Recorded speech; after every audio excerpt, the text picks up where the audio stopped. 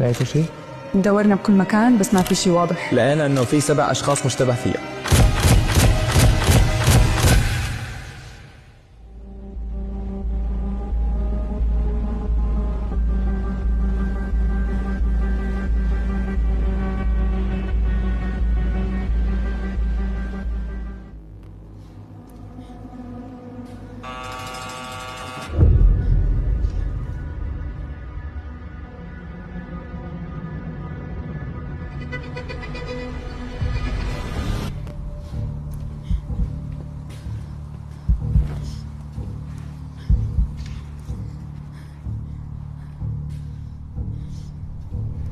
ليندا وكندا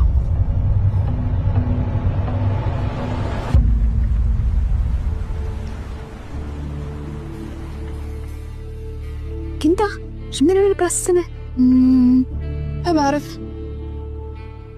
شو رأيك نحكي الجروب ونعمل حفلة؟ ايه موافقة. وكلنا نلبس أبيض.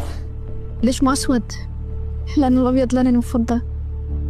أوكي. والدبدوب واللي بيفوز بيربح $1,000,000. مثل ما عرفنا انه الضحية كان عم معرفة بكل شخص موجود بالحفلة. كيف تعرفتوا عليه؟ تقابلنا لما كنا بالصف الثاني بالمدرسة. كان علينا امتحان ويزن عطاء قلم رصاص، فوقع القلم تحت كرسيي وعطيته إياه ومن وقت تعرفنا.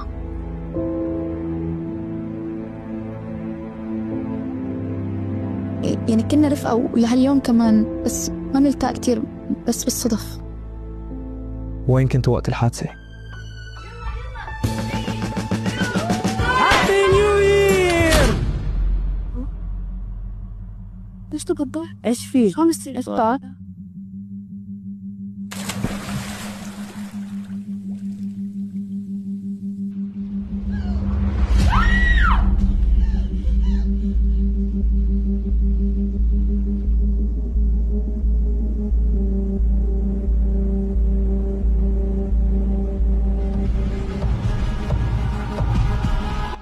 طيب بخصوص الكهرباء، غريب هيك تنطفى عندكم بالعادة؟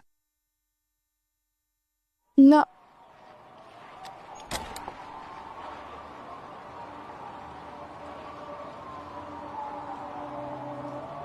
شو؟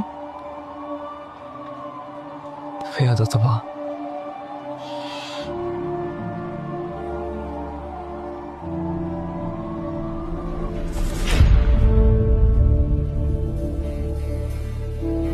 شو رأيك نحكي الجروب ونعمل حفلة اليوم كمان، بس ما نلتقى كتير، بس بالصدفة. تقابلنا لما كنا بالصف الثاني بالمدرسة. كان علينا امتحان. آدم، لازم تشوف هالشي بعينك. كل اللي بالفيلا وصلهم كرت دعوة لونه أبيض إلا شخص واحد وصلوا كرت دعوة لونه أسود.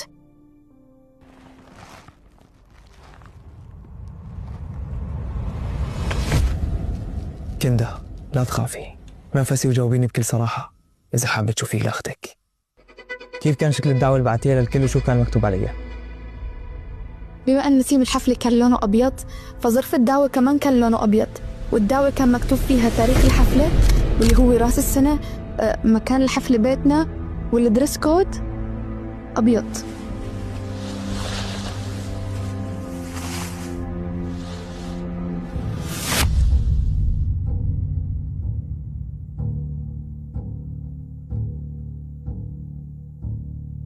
عم قلك كندا ما دخل باللي صار. ما له دخل؟ لكن ليه الضحية كان لابس أسود؟ حاولي تتعاوني معنا حتى ما يكون له دخل. لما اجى على الحفلة كان لابس أسود، استغربت كتير فسألته بيني وبينه مشان ما أحرج قدام أي حدا. بس الفكرة إنه نحن ما عزمناه ولا بعتنا له أي دعوة. في مشكلة، الدعوة عندها نفس شكل دعوتنا وما حدا بيعرف شكل الدعوة غير اللي دعيناهم. طيب حسيتوا كان في حدا هيك مختلف عن شخصيته أو فيه شيء غريب؟ ما لاحظت حدا لأني كنت مشغولة بترتيب الحفلة، بس كان في حدا خبرنا قبل بيوم إنه ما راح يجي على الحفلة، فجأة وبنص الحفلة إجا. تفاجأنا بصراحة. لما رحت على المطبخ أجيب الكيك سمعت في حدا بالغرفة اللي جنبنا عم يقول رح أقتلك.